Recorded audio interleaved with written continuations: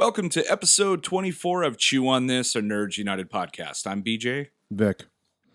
All right, so we teased a while back, I would say like 3 or 4 podcasts ago, that we had some big news coming. The Yes. big news is that we're actually going to be podcasting from our first Comic-Con, I guess it would be called. It's called the West Sacramento Intergalactic Expo, and we were invited back in January, so we've had to keep this under the lid for 5 months now until it got a little bit closer.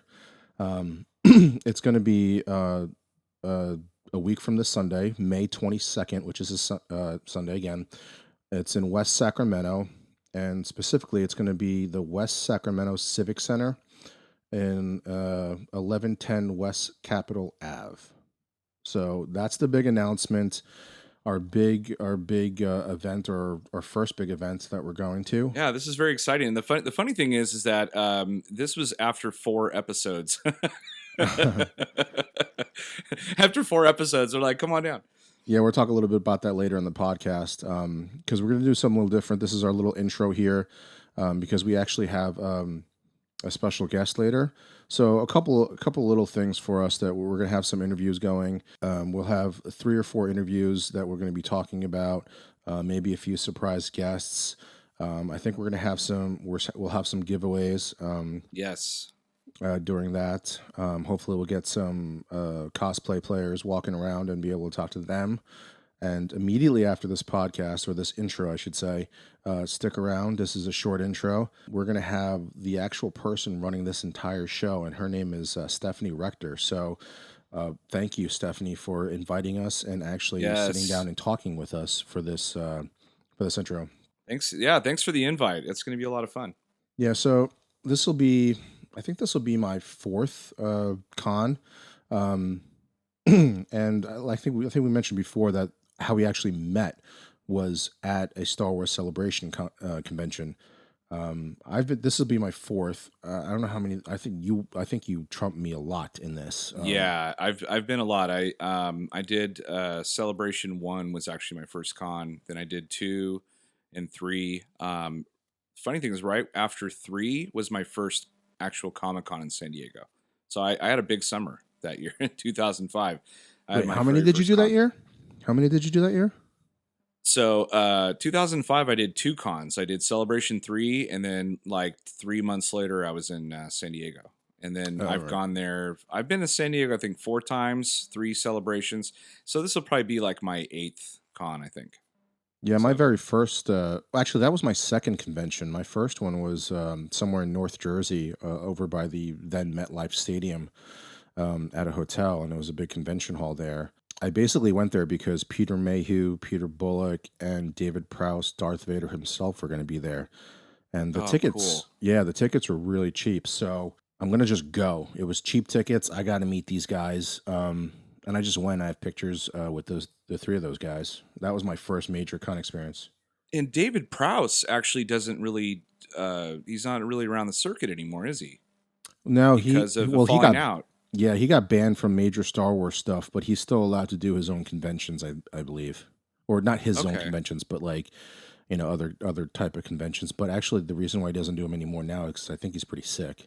Did he go under the guise of like, hey, I was Darth Vader, or did they take that away from him too? It's just like a creepy old man wanting autographs. No, he actually, I have a picture of him from Empire Strikes Back that they were giving out, and it just basically says David Prowse is Darth Vader.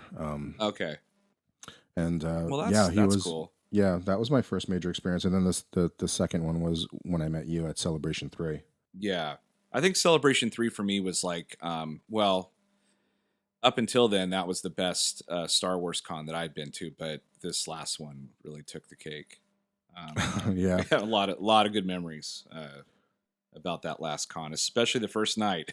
I think a little background for that one, or a little story for that one. I'll try not to get too much into it before we move on to the good stuff with Stephanie, but that night we had met at Celebration 3, and we were highly anticipating the new movie, so we decided to go to this Celebration 7. We got so excited, or at least I got so excited, I thought that we should celebrate the night before the JJ panel. Now, if Now, anybody now doesn't, remember the plan, right? The plan was to go get in line around 3 or 4 in the morning. So we thought, right. maybe we should get some sleep, but instead, what did we do? so so the night before the JJ panel, the opening day, we decided, or I decided for us, that we should celebrate because this is like what, how many years coming for us to go back to a celebration together. Oh my gosh! Um, Well, this would have been our close to our 10-year friendship anniversary. If that right. sounds so bad, it sounds so good. Um, but our friend-anniversary, yeah. Yeah, so I thought it was fitting that we should celebrate that night after planning over a year for this, and 10 years, almost 10 years in the making. So we basically just we closed all the bars down, and we thought, no big deal. We'll just, go to sleep for a half hour, and we'll go back online and sleep online. So basically what ended up happening was we didn't wake up in a half hour. We we woke up 3 hours later, rushed to the line, still drunk, and we missed the JJ panel by what, 50 people. Yeah, it was such a small margin, and we got there and basically laid on the floor. The cement floor was nice and cold, so like we just laid down on that floor, man, because we were just shit faced. Well, at least we were coming out of it by then, but still, it was pretty bad. Yeah, so even if we got online 2 hours later, we still would have been in the auditorium and seen it there. Instead, we could not have been further away from the auditorium. We were like in the second floor on the opposite side of the building from where it actually was, Yeah. um, and basically saw it on TV, like you could have if you just signed on to StarWars.com from anywhere in the world.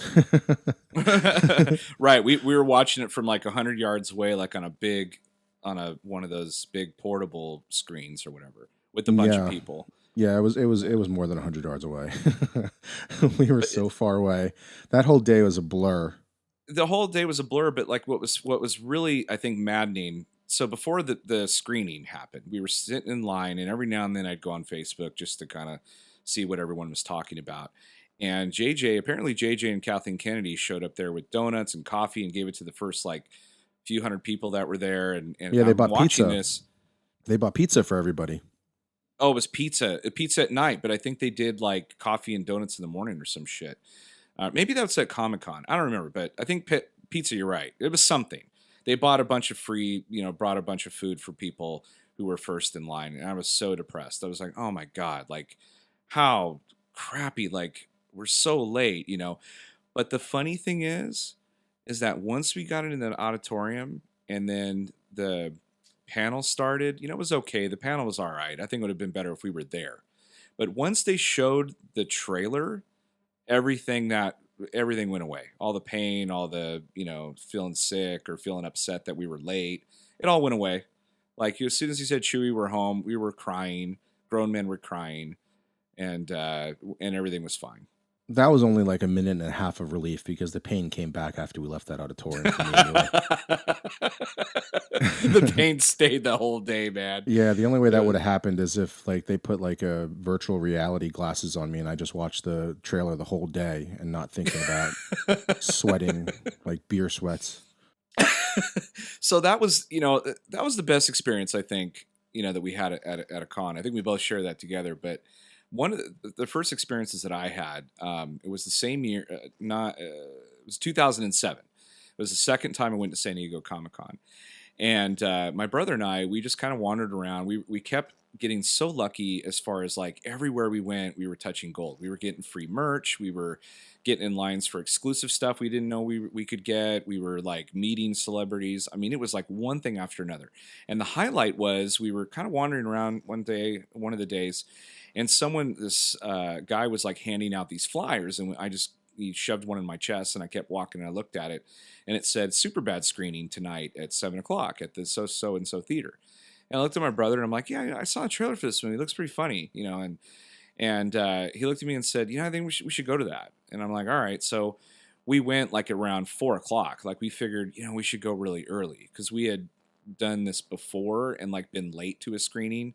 Like we went 2 hours early and we were still late. So we're like, no, let's go way early this time. So we went and stood this big old line. We got in the theater. They're about to start the movie, and then I look over and slow, like coming out of the like into the room where it was still dark. I can make out the guy who played McLovin. I can make out Jonah Hill, and I can make out Seth Rogen. I knew them like right away, and then they sat down like 2 rows behind us. And so the whole movie I'm watching super bad, and I can hear Seth Rogen in the back going, like his laugh. And I was like, oh my God, this is so like so weird, you know? And then the movie finished and they got out and did a Q&A and then they left. And I looked at my brother and I said, that was a pretty cool experience, you know? And then we go outside and lo and behold, the whole cast is there, including Judd Apatow, who produced it. So it was really cool meeting Judd and his wife, Leslie Mann. And then I got a picture with Seth Rogen. Benjamin, my brother, he got pictures with McLovin, Jonah Hill, and Seth Rogen, and Judd Apatow, like with everybody, essentially. Michael Cera, he kind of like, he's such a weird. I mean, he's a weird cat. He was really funny on the panel and very charming, but like he bailed when the signing and the pictures and all that stuff. He took off. So that was my like really cool experience I took away from Comic-Con was that super bad thing. That was really cool. What was yours? I know you have one like at Celebration 3. I know there was a lot of stories. Yeah, I don't have anything really that fun as far as taking pictures with famous people randomly. Although the closest I have in Celebration 3 was when I was coming out of the pisser and Morgan Webb was walking into the bathroom and I caught a glimpse of her. And that was it. That was like 2 seconds. I was like, oh my God, that was Morgan Webb. Morgan Webb was the shit back then, man. Yeah, I was on G4. And also Olivia Munn, too. I remember meeting her at one of the it might have been that same year that I saw Superbad. Like I said, that was a really phenomenal year for everything that we did. Yeah, I remember seeing Olivia Munn. G4 was like the total bomb back then. They were amazing. And I remember they had the cast of Fanboys get on G4. That was like 2 years before that movie came out. You know, they kept pushing that movie back further and further and further, you know. Yeah. Till it finally came out. So also one of the things, just really quickly, but last year at Celebration, I think it was 7, the one that you and I went to together. The best thing about that show to me, I mean, it was cool seeing Mark Hamill. It was cool seeing Ray Park do his thing. But watching Ian McDermott come out and do Shakespeare out of this book, out of that Shakespeare book, but saying the lines, you know, as the Emperor it was fucking amazing. We were look on 2 or 3 rows back. I think we were 2 or 3 rows back. We were really close to that one.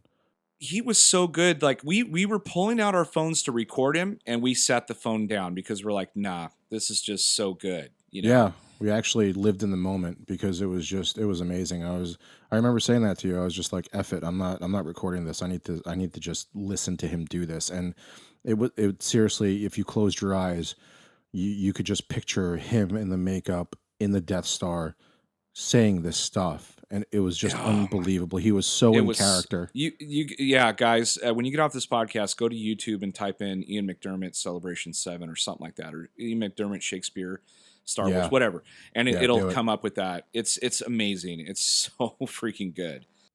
So that's it for our little intro here. So on to the good stuff. Again, the big event that we're doing May 22nd. It's the West Sacramento Intergalactic Expo on Sunday, May 22nd. If you're in the area, go to the West Sacramento Civic Center, 1110 West Capitol Ave. Say hi. Yeah, we'll have a great time. Tickets are only $10, and I think if you're 12 and under, you get in for free. So that's right. Pretty it's for charity too. It's for Make-A-Wish Foundation. Absolutely. It's a very good charity. I mean, anything you can donate would be amazing. So, I mean, if your kid's getting it for free, I mean, just support them. Throw up $5. Throw a couple shekels at them. Onto the really good stuff. Our interview with the West Sacramento Intergalactic host, or the leader of this whole thing. She put this all together, Stephanie Rector.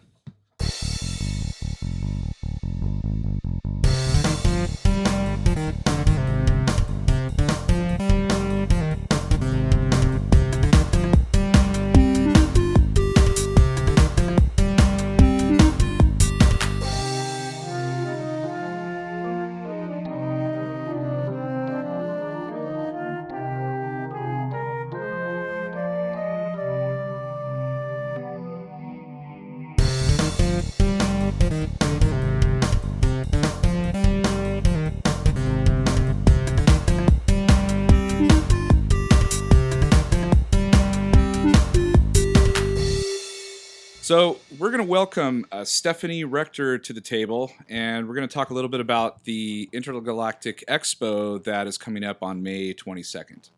Yeah, this is one of those things where you never think would happen because we were so young into our podcast. We were, I think, 4 episodes in, so I was already part of Stephanie's website, satgeeks.com, which she's the founder of.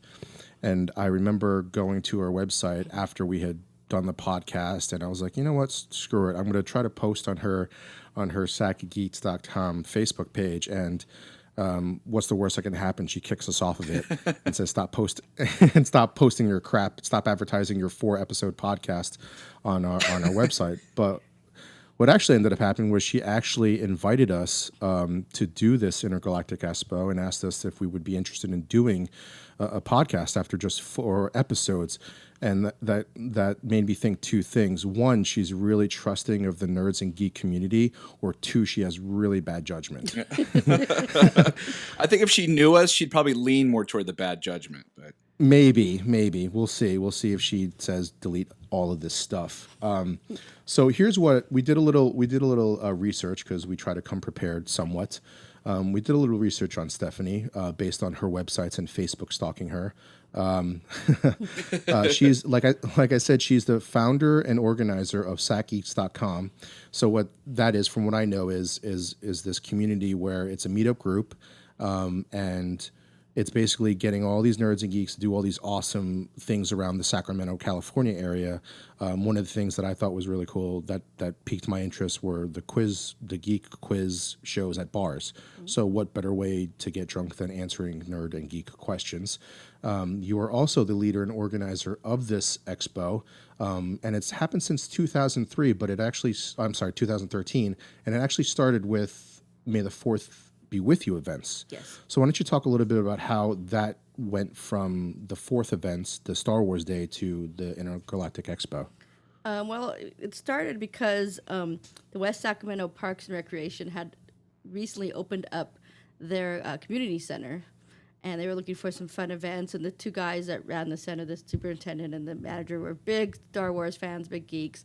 And they were like, let's do, lightsaber, May the 4th be with you type things. And the first year they did it themselves. They took pictures of people with lightsabers. And they said, we could do an event here. Let's do a convention. And so they reached out to me to help them put this together. And that's why we started doing the May the 4th be with you events, because I was helping them out. I was putting them in touch with the 501st and some of the other clubs. And, we did those a couple years, and they were a lot of fun. And then a couple things happened. One is that May the 4th stopped being on a weekend or anywhere near a weekend, and doing a Monday night convention just didn't seem the same. And 2, we did get a letter from Lucasfilm saying, yeah, you probably should have used the May the 4th be with you name, and you can't really say it's a Star Wars convention. That's kind of our thing. And I said, okay, yeah, let's change our focus a little there and make it more of a fandom convention, a focus on the Star Wars fans. And also, we just wanted to be able to open it up to other clubs and groups in the area. We decided our thing was going to be, we really wanted to support the local community and get the community involved and make it kind of fun for all. And so there's all these other really great sci-fi groups in the area that, like the Independents and, other groups. We wanted to be able to be involved with this. So that's how it became Intergalactic Expo instead of May the 4th be with you. Oh, I kind of like the May the 4th be with you thing, but because I'm a huge I Star know. Wars fan. But how did you come up with that name, Intergalactic Expo? It's kind of cool. It was actually it actually came about through a contest, a Facebook contest. So when we decided that we were going to when we decided we were going to become more of a sci-fi convention, not just a Star Wars convention, we reached out to our Facebook members and said, "Hey, what would you like our new convention to be called? What would be a great name for a sci-fi convention in Sacramento?" And we had people post on the Facebook page different ideas, and people voted on those. And the one that was eventually selected was Intergalactic Expo. One of our members, Dylan, chose that name. That's pretty cool. Yeah. So actually letting the fans vote on the name and all that stuff kind of makes it a little more personal and Yeah. brings the community together. That's awesome. Yeah, and then another advantage that we found with changing the name and moving it away from May the 4th is that that allows us to still be involved with a lot of other May the 4th events. So, this year we were involved with we being Sac Geeks and also the people involved with this event. Uh, we were able to be involved with the May the 4th Be With You lightsaber battle, or the Cats in Space as they called it, the Cats in Space battle they had at the park, and Hmm. um, we were able to do a free comic book day, and just a lot of the things that we were otherwise on top of or missing. So just now we could be part of that event, collaborate with those people, promote those events, and then still do our fun event later in the month. Yeah, I guess that makes sense because I guess if you had that original name, then that'd be more pigeonholed into the Star Wars community and nothing else. So by changing the name, Yeah, you're able to kind of branch out a little bit and still keep Star Wars in there, but now you can kind of use all yeah, all the different types of things, and and then we could have fun all month long, all May long.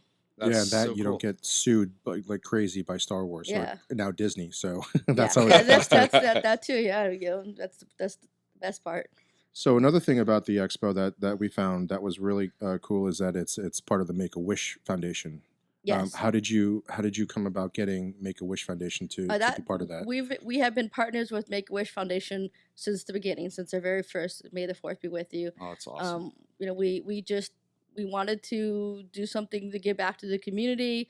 We knew this event was going to be very kid friendly, and we wanted to do something for kids. And we were thinking, what's a good charity that's works with kids, and it's a lot of fun and kind of lines with their goals. And we agreed it was Make a Wish Foundation, and so we reached out to them and told them we'd like to raise some money for them, and that's what we've been doing for the last 4 years. So why don't you tell our listeners out there right now how they can come about to this expo and donate to Make a Wish Foundation? Because at the end of the day, we do want to have fun and all this stuff, but helping kids should be that top priority for us here. So we want everybody out there to know how they can help Make a Wish Foundation. Well, we actually raised the money, or we actually are raising the money for Make a Wish Foundation two different ways this year. One way is by 100% of all the fees from our vendors, like the table fees that the vendors pay, are going directly to Make a Wish. In fact, they just signed up to be a vendor, made a pledge. The Make a Wish Foundation representative is going to be there on site. They show up with their stuff and they pay and they get to be vendors. So That's that's about awesome. half of our funds will go directly to Make a Wish that way.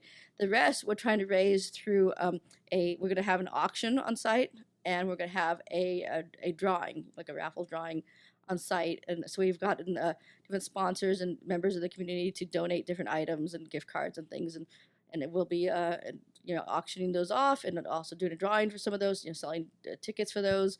And so that's how we're hoping to raise the rest of the $5,000 goal. Can I donate Vic's time to massage for he gives really good massages. Can I donate him for like an hour? Sure. Uh, We'll that accept was any gift card. Yeah, that's another thing I should mention, that it's not too late if somebody does have a gift certificate or some art item or some item they want to donate to that auction or to That's that awesome. drawing. We would definitely accept it. Would very happily, very gratefully accept that, and include that in that pile, and hopefully we can increase our take for Make a Wish Foundation. 100% of everything that we auction off or raffle off that will all go to Make a Wish Foundation. not that I don't want to help the kids or anything, but the massage thing was never part of this deal. Don't listen to him. Maybe I'll just donate money instead because I don't know what Absolutely. DJ's talking about. I'd like to do the same thing. So if there is there like a booth or a customer service or somewhere there where you can donate money directly while we're there instead Yes. of So Okay. there is a Make a Wish Foundation representative, and they're on site. She'll have a booth in the vendor room, and she'll be in the same place that we're having the auction and the raffle. You'll see the ticket booth there, and but you can just donate cash directly to her. She works for Make a Wish. She doesn't work for us. She works for Make a Wish. She's coming out from them and to help us out, and to be there to collect and help get make sure everything's done correctly. So yeah, you can just hand her cash if Fantastic. you want. And yeah. What's her name? Oh shoot. put you on the spot? I have to look at my notes. I'm So, Okay. well, I'm she's totally just the it's wish. the Make a Wish. It's the Make a Wish I feel lady, bad, and just like, say Stephanie said to blank. come by. Yeah. Right, So- Make a Wish so- Foundation so- lady. right? Yeah, like, yeah, but you'll see her She'll have a right, shirt or right when you something. walk into the vendor room. She's like one of the first ones you'll see right there in the center of the floor, Oh, that's big smart. booth. She's got a big. You can't miss that booth. Um, and another thing I'd like to mention, we also, like I said, this event is being put on in conjunction with the West Sacramento Department of Parks and Rec, the city of West Sacramento Department of Parks and Rec, and so they actually get the money for the ticket sales, but that's actually a good cause too because it actually helps the city fund special events, children's events. They do a lot of they do helping the kids go join sports and activities like that. Yeah, it goes right So back that's in a the good cause community, too. right? So the Right, money right, just goes right. exactly, Yeah, exactly. it's reciprocal. That's awesome. So, so like right now, we'd like to move into you, Stephanie, Okay. about your background as as a nerd and geek culture. So, I know we've been corresponding over emails for a few months now, and we recently responded that you started your love with Star Wars, but your big love is Star Trek. Correct. So, other than those big two. I mean, you can't get much more bigger than those two right there, Star Trek and Star Wars.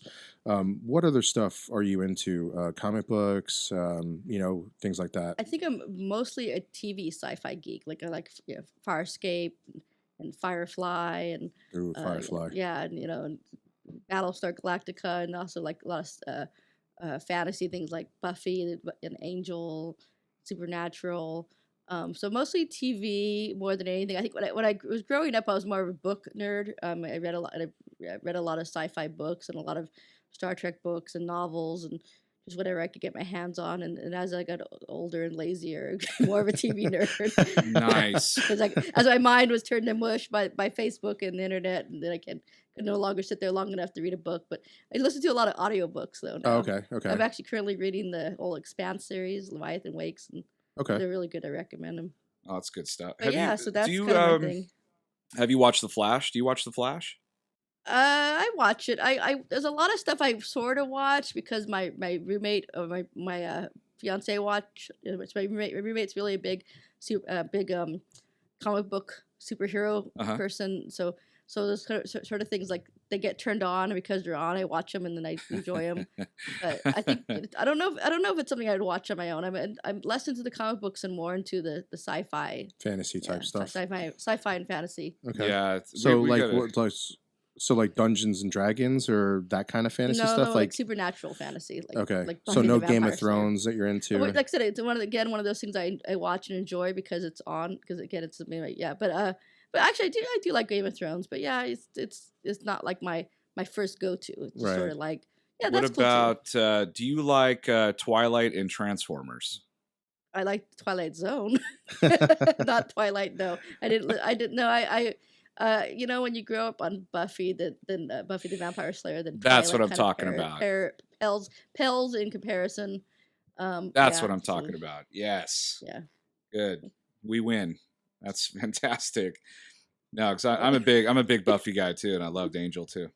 Yeah, I watched sadly sadly when I moved out to California, it took me it took me a while to get through the first season when I was on well, it's still on Netflix, but it took me a while. My cousins kept telling me stick with it.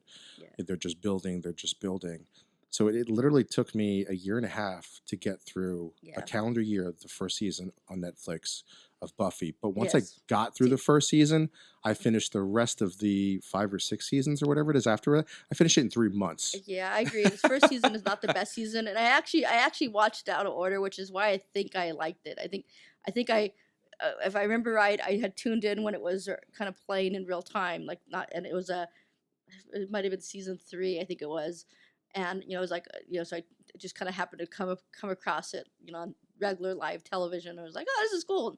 Got into it, and I was like, oh, I love this, and then finished the whole series, and then then went back and watched the seasons I missed, and then rewatched the whole thing again. Oh, okay. So yeah, sometimes you actually sometimes it's shows like that where the first season isn't great. You actually have a better chance when you come into it late. And you're like, Yeah, "Oh," because you that's can power through and then it. you're like, wait, what's going on? What did I miss? And then you want to power through the first season. yeah. That's a really good show to binge watch. Yes, Buffy yes, is, and then like definitely. at some point you have to integrate Angel in there, so you kind of Yes, go back I and forth. did. Yeah. I did watch all of Angel, and I was kind and of I loved it. vampired out by that point in time, I and really I no, couldn't go back to I thought it was Angel. great. It's on my list of things to go back to watch, but there's so many things to watch. Like you had mentioned Supernatural. I know Yeah. BJ doesn't watch Supernatural. I've been trying to get him to watch I will eventually. Supernatural. It's I'm like a slowly million getting caught So up in that. yeah, I'm a season. I think I'm this season behind. I've got like whatever, however many this Yeah. episodes we're in. I'm that behind. I know I haven't got back and watched the first few seasons of Supernatural. Again, that was another one I got into kind of late, and The I'm first not, the first 2 or 3 seasons of Supernatural is what got me hooked. yeah, That was some of the best different TV I'd seen in that genre. I think we're a little bit too used to it now, yeah, but Supernatural at that point in time kind of set the tone for, hey, you can bring in like Grimm. yeah, Grimm kind of owes yes. Supernatural because they're bringing in all these You see other a lot of things. plots, and you're like, yeah, this is familiar. I've seen this plot before. You know? Yeah, exactly. Yeah. Even something like Once Upon a Time where they bring in Right. all of the Disney characters. Well, that's almost like a fairy tale version of Right. the Supernatural where Yeah. they bring in all the Let's bring in folklore, all yeah, the Santa things. Claus, everybody. Right, Yeah, everybody's yeah. in there. I like- gotta jump on that train. Dang it! Yeah. I do want to go back to what we were saying about Buffy and Angel, though. I will say, I liked Angel, the character, better on Angel than I did in Buffy. I couldn't stand him in Yes, Buffy. yeah, I was heard like, that. Yeah, I was a Spike person, so Spike, yay, Buffy and Spike. Did not like, I didn't like Angel in Buffy. I didn't like, or literally in Buffy. Yeah. that's so true. But when he got his own show, and then they took away that like kind of like sappy drama between them, and it was just about him being a private detective and his new characters, then I really got into it. Got into him. Right. So I kind of want to go back to your first loves. Okay. Your first love, you said, was Star Wars, right? That was the first thing, or was it Star Trek? Well, okay. So when I saw Star Wars the first time, I was like 5, I think, and I was like in the back of a station wagon at a drive-in, and so it was like this kind of like, wow, what is this? Space and explosions and everything, and I think that really kind of shaped me. It really shaped my mind. Like, wow, this is really cool. There's like, people fighting and stormtroopers and Vader, and so I think that kind of shaped what I looked for in entertainment. And so I did love Star Wars, but I think it was when I was a little older and I started watching Star Trek. Then I kind of almost feel like Star Trek was my first love because I was a little old enough to actually love something, like really. And so I like Star Trek better because it's more mature. It's like I like the way it's written, the themes, the characters. But I do really love both of them Okay, so for different reasons. Captain Kirk or Captain Picard? Hmm. You know what? Okay, but see, here's the thing. In the original series, it wasn't Kirk that did it for me. It was Spock. So if you say Spock or Picard, I'm going to say Spock. Well, I would Kirk say or that Picard, I'm too. gonna say- yeah. If you say Kirk or Picard, then I'm going to say Picard. But yeah. All right. Well, then, how about Worf or Chewbacca? For what? For like a dance partner, or for like dating, or for like a pet? I mean, like what are we talking about? Like That's a good question.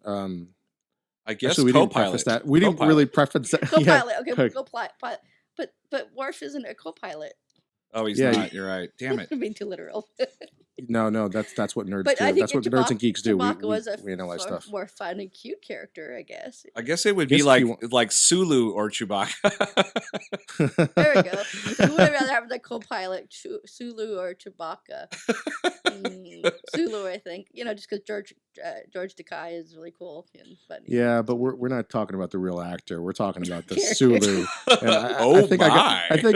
I think I got to go with. I think I might have to go with Chewbacca in that one.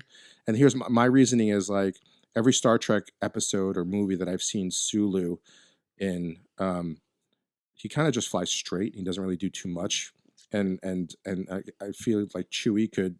Well, he co-pilots the Millennium Falcon, and I feel like he could probably do a lot more behind the wheel than Sulu could. So if I had to get like a getaway guy to pilot me out of some Good mess, point. I think I would go for Chewbacca. Good I mean, point. Chewbacca did it also in he just did it in The Force Awakens. Good point. Good So I point. think I would go if we're talking straight co-pilot. Plus, you could rip your arms off too. That too. He He's a better sort of like partner to have around. But I will say this: I know 2 songs about Sulu. Are there any songs about Chewbacca? He doesn't need songs.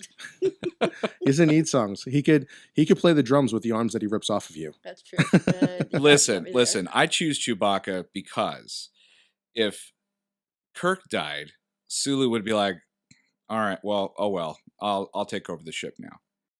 Yeah, he got his own ship eventually. But if you had Chewbacca and you die, he's gonna revenge your death. He's gonna go after that son of a gun. That's true. He'll rip his arms off. He shot Han That's true. Solo's son in the gut. Probably, yeah. He shot the guy that he probably changed diapers for when he was a Right? kid. Like that's it. You're dead to me. Yeah, you Literally. killed Han. He I don't got care that I used he to got change the Kylo diaper. Ren's poop on his fur. You know. Oh, by the way, spoilers. Okay, no, if you have not watched The Force Awakens by now, you're not really a fan. So That's true. Exactly. That's true. We do have an the thing that- ongoing 10-year thing Right. on the podcast where we don't have to say spoilers after 10 years.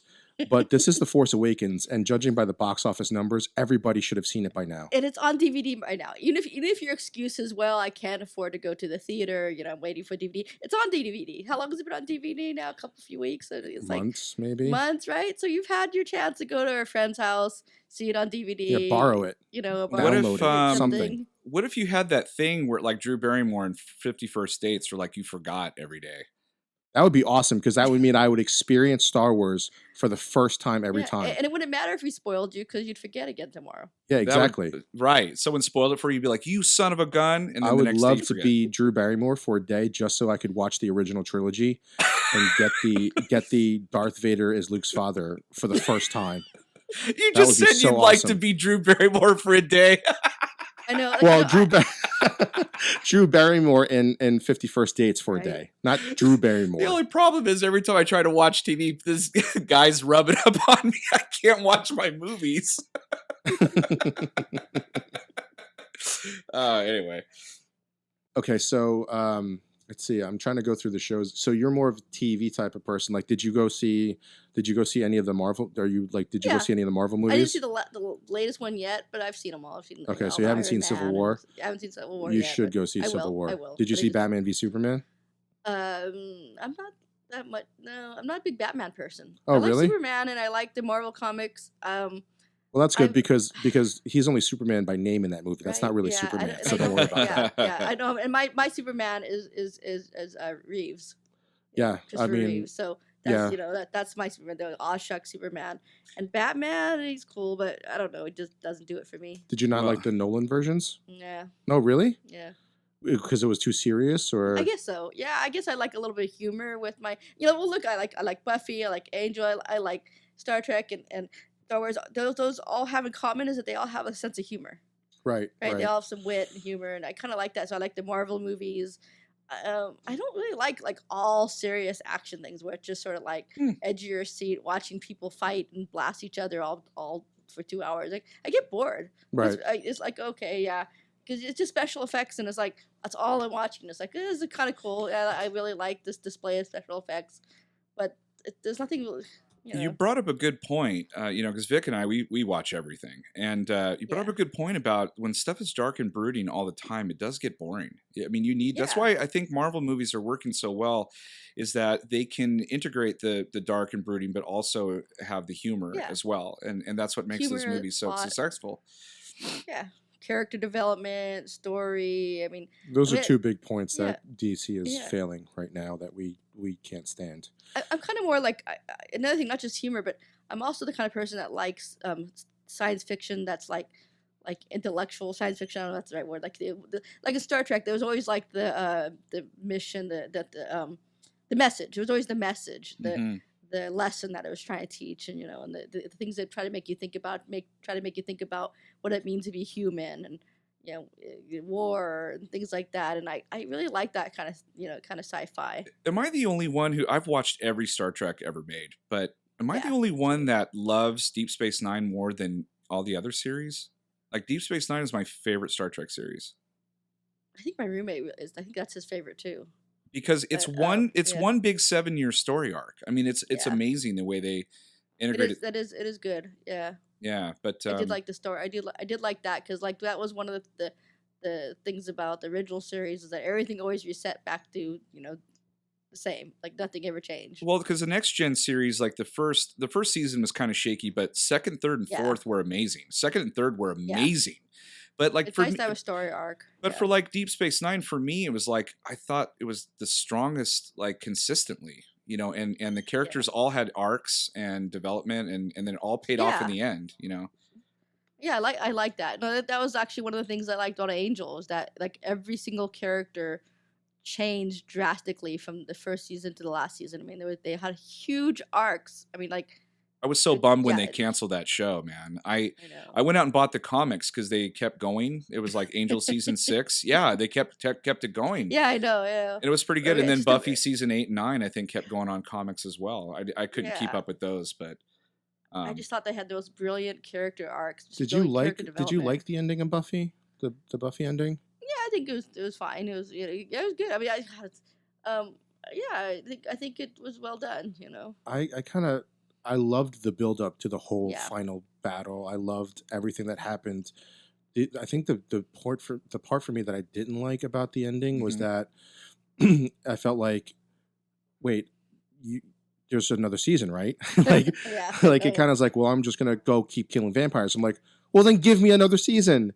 So like that was the part that disappointed me, where it wasn't like I like series finales that kind of just close out the story arc of everybody. Whereas her Yeah, story arc was like there was another continuation of yeah, it, and there was always that promise of like, let's go to the movies and do it, I think the way which they did it never happened. was the fact. I think they did it that way so that if it got canceled, whatever, and then if it kept going, they could keep going. Because if you read the comics, they kept the story going. They started it right from where that stuff happened, and then they in the ending of season 7, and then they keep it going, and they introduce all this crazy stuff. Because in the comics, you could do all whatever you want. And they had like a whole underground center, like all the women now in the world, all the whatever are like vampire yeah, slayers, and so it yeah. I was like that. really cool stuff going on in Yeah, I there. would have loved to have seen that on TV though. Yeah. Yeah, yeah. Give Joss Whedon a call. I mean, I, Sarah I Michelle Gellar's not doing anything. I was hoping that she'd have kind of more appearances, or some of the more of the characters would have more appearances on Angel after Buffy got canceled, but it didn't happen Oh much. right. Yeah. But they did bring some of them over. Yeah, yeah. Yeah, they Um, brought Spike over. That was good enough for me. yeah, I did. I eventually did really like Spike. I didn't have like because I watched it was already over, Yeah, but so I didn't have like Spike or Angel kind of thing going on. I just it's took because it you're as not a it is. girl. Yeah, it's like, Probably too. ooh, yeah, Spike, sexy. I But liked. she's all I did younger. like. I do agree with you that I liked Spike a lot better in the show. Like I loved his story arc a lot Yeah, better because he was so conflicted. He was such a badass in the beginning, and then yeah, he was conflicted with who he was exactly. at the end. He Or actually did throughout the change. He actually yeah, went through yeah. So he actually had a story arc, whereas Angel was like, "All right, I get it. You're this thing," yeah. and then it just was Well, like done. an angel was artificially changed. He was changed because he was given his soul back. And Right, right. it didn't even seem like it was his original soul. It was like some random mopey nice guy's soul back, and so that forced him to be nice. And then every time the soul went away, he turned into an evil bastard again. But Spike actually changed. Even before he got the soul. He just on his own. Just I mean, he did have like the conditioning through the chip, but Yeah. he just he kind of actually like you know wanted to be involved because he out of love and just circumstances he changed. Man, it's been so long since I talked about Buffy, so this is really great. Right. This is really great because when I was just thinking like I'm thinking back now to his story arc and how Yeah. much I loved because Joss Whedon, it was his baby, and he did a lot of like the more iconic episodes too. And I was thinking about one of my favorite episodes, and I don't know, and I can't remember if Joss Whedon actually did this episode, but it was the episode where Buffy's mom died. Oh, Oh the yeah, body. that was a heart That That wrencher. was so powerful. episode was some of the best TV I've ever seen in Hmm. how they constructed Yeah. their emotions. It went from there was everything that they touched every human emotion possible in a realistic fashion in that in that episode. Very powerful. Yeah, I It mean was there was a incredible. part where I forget her name because it's been so long. It was Xander was dating her at one point in time. Willow. No, not Will- Willow. She died in the yeah. yeah. What is her name? Darn it. Anya. Right. Where Anya. she just starts flipping out or getting angry for no reason, and then Yeah. at the end Oh she says She's like, yeah. something why do like, people die? Like, I don't understand. "Yeah," She and was I was like, alive, "Oh and now my she's dead. god, This whole speech. yes, Yes. exactly." I not to go off on That too much of a yeah. Buffy tangent, but That speech was I awesome. remember that. Yeah. I remember when she did that, I was like, "Oh my god, whoever wrote this episode Yeah. gets it. They Yeah. just got it." And it's buried under, "Hey, this is Buffy the Vampire Slayer," but on that level. And so when Joss Whedon got, picked to do the Avengers movie, I was like, you could not have picked a better Right. person to write a comic book movie or Yeah. direct a comic book movie. Because he just Yeah. gets it. He So gets characters. He gets women, and he yes, gets characters, Yes. and he gets the good dialogue and witty banter, and also the emotions. He's the So he's master really good of at that. wit and irony. Yeah. yes. Yeah. I mean, he started on Roseanne. Oh, I didn't realize that. Yeah, his Oh, first job was writing for Roseanne, Okay. and he would actually his first other job was also writing. He not his first job, but he was also a co-writer for the screenplay for the first Toy Story. So Oh, yeah, I did know about the Toy Story, but yeah, he's had some. His parents, I think his father was a writer, yeah. so it was in his blood. So his background starts in character development and conversation. Then he moves on to Everybody Knows This. What a cool show to Yeah. start on Roseanne, man. He started with George Clooney. That's crazy. A future bad Batman. Yeah. So we're gonna get to the end of our interview here. So we have something. Since I don't know if you know this, but you're Stephanie, but you're the first interview ever on Chew on This. So you're the inaugural first ever interview that we've ever done on the podcast. All the other ones they're just the two of you. Just the two of basically just the two of us Just the talking two of about us, yeah. whatever the top Wow. Well, thank you. I'm honored. the topic. So we invented this thing called the big finish of an interview. So basically, these are a couple questions that are just designed to give our listeners an idea about your thinking and of nerd and geek culture. All right. So the first question I have here is, what is your all-time favorite character, and it can be from any genre? All-time favorite character. I'm gonna say Spike just because we were talking about him. He's on my mind right now. Okay. Spike. Nice. That's actually a good one. So okay. So then, if Spike is your answer, then the follow-up I have to that, and this is a good one because you were just saying how much you love Spike. So if Spike was your spouse, what would the biggest complaint about him be? He needs to just stop sucking my blood. That's a simple. But the way that you said that didn't sound like a complaint. No, Just it so you did. know. It's just It did like not sound a like a mosquito complaint. bite. Yeah, it was like, all right, stop doing it, but keep going. Like that cartoon BJ, you wanna- character. Don't stop. VJ, Don't you want to stop. take? Yeah, BJ, you want to take the Don't. second question? Stop. Yeah. So what are you watching now as far as TV shows? Like what's your must watch live or right after it's been recorded on DVR? What's your go to right now? Number one.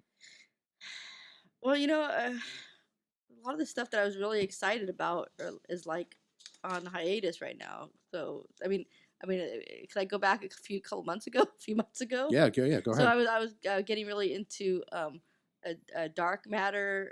That was kind of a new thing, because it was very much like kind of a mix between Farscape and Firefly, and I was getting into that, and I mean, Where could you find that? Dark Matter. like Is the that Sci-Fi Channel? Sci-Fi Channel? Okay, I've heard about that show. I haven't watched it yet. I mean, it's only one season, but it was looking like it was going to get really, really good, and it was good so far. I don't know. I mean, that's the stuff I'm watching now. I'm watching a lot of stuff now, but none of it like really super excites me, like the way the Farscape, Firefly, Star Trek, and all those Mhm. shows did. I watch Big Bang Theory. I watch Castle. I watch. Oh, bad news about Castle today. Yeah, I know. Yeah, Bones. bad It's just like news. a lot of just sort of kind of stuff that's kind of good. And I used to really like Community. In a lot of ways, that was better than Big Bang Theory.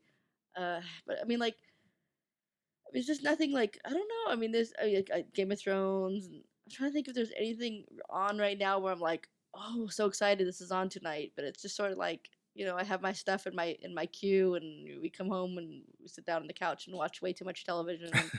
And, Awesome. I was really getting. I was watching Expanse again. That's on hiatus right now, but that looks like it's really good. Actually, I was really liking Expanse until I started reading the books, and then I started getting annoyed. I went back and started watching them again. I was like, oh, they changed everything, and not just in that expected way, because like normally when you have the book to TV, you expect some changes, but you expect change. You expect the characters to be basically the same. And they changed their personalities, and they were making them fight, and when they weren't fighting, and they like I don't know, got really annoyed with the stuff. I enjoyed it more before that, so I don't know. Yeah, I'm looking for the thing that really excites me. I mean, right? I think that's why I'm getting more into the audiobooks for the Expanse series right now because I'm kind of looking to fill in the TV gap that just isn't as exciting. Nice. And then plus I've just been busy. I mean, I got this show that I'm trying to put on in a couple weeks. My focus has been a little off. Yeah. Cool. All right. Well, we have one last question. Yeah. Okay, so this one's usually, well, not usually, but this one might stump people because it always puts them it would put them on the spot. So, what's your top 3 movies of all time? Princess Bride. Nice. I like Princess Bride. It's one of the ones I could watch over and over and over and over again. I love it. Yep. Bicentennial Man. Oh, that's a different one. Yeah, I can watch that over and over and over again. Sweet. And Star Wars. Which one? The original. The original? I mean, it's kind of like the original trilogy because it's sort of like one long movie. Wait, I have a follow-up question to that because you said number 1 was Star Wars. Prequels, yes or no? No. Okay. No. Just wanted to make sure. They don't count. That's not really Star Wars. I'm so glad you said with no. A similar name and universe, but it's not really Star Wars. I'm so glad we said no because I wouldn't have posted this podcast. I'd been like, Vic, let's just cancel it. Oh, wait a minute. We're not uploading It's not this. real. Yeah, this isn't. We're not going next Sunday. Nope. So the last thing we want to do is we wanted to for all of our guests that are going to come on to the podcast, we'd like to give them something special. And what we got for you, since you had told us beforehand that Star Trek was your major love, your golden standard of the thing that you absolutely have to watch or whatever it is.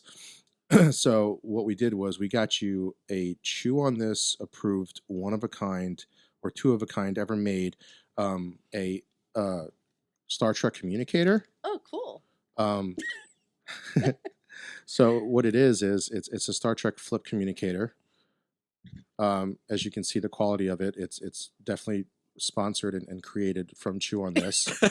And it's Chew approved. Is there gonna be a picture of this on the website? Yeah, we're gonna take a picture of it. Okay, great. And what I want you to do right now, what I want you to do is I want you to describe what you're actually looking at right now. That as it just fell apart. Did it really? Like how you made it or what it's supposed to be? Well, it's a Star Trek communicator. That's what it's supposed to be. But it's a makeup case with like communicator parts taped on, and it's a good craft project. Yeah. And it apparently the sticker for the makeup still in the back. Yes. This used to be nude makeup. Yes, So what happened it to was. the makeup? I had to. It was strategically and scientifically taken off so that Did you donate it to someone's? I donated it to the trash bin underneath my job at work. But well done, nice craft. And then, as you can see, There's a string, you can see, there's a string. So it's kind of like instead of giving you two cups taped together. Yeah. This is what it So like, is. if I put it to my ear and you put it yours to your, can we like hear each other? Can we hear the ocean? What is that? What did that? As a used to do? seashell, the seashells. Seashell thing, like you put the can to your ear. I don't know what I'm talking about. You could hear the Avon lady. That was good. So this is a one of a kind, Stephanie, and we hope that you cherish it. I'm going to bring this to Intergalactic Expo and find a good use for this at Intergalactic Expo. Well, I hope you don't use that for communication because there's a distance.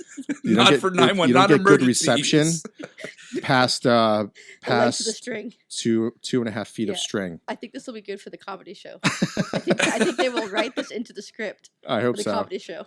Don't forget again, it's one of a kind. It's a Chew on This approved memorabilia. That's great. I love it. I will cherish this forever and ever and ever. All right. Well, thank you. Good Thank job. you so much, Stephanie, for appearing on Chew on This. We really appreciate it. Thank We you look for having forward me. to going to the expo on May 22nd. Can you tell us exactly In fact, just give us the specs on it, like when and where and what time and all that, Okay. so our viewers know. May 22nd, which is a Sunday, 10 a.m. to 6 p.m. at the West Sacramento Civic Center, which is the community center and the city hall. You can get the tickets from the community center. And 10 a.m., not 8 a.m., as one of the flyers accidentally said that went out earlier. 10 a.m. Don't show up at 8 unless you want to be put to work. And $10 for adults, free for kids 12 and under. Fantastic. Thank you so much, Stephanie. I really appreciate it. And we look forward to being there. Yeah, intergalacticexpo.com. I should put that in there too. Yep. Thank you very much. Thank you for having me. Thanks again, Stephanie. Thanks. All right, bye. Excellent. Well, that was episode 24 of Chew on This, a Nerds United podcast. I'm BJ. Vic. Chew on that until next time. Later.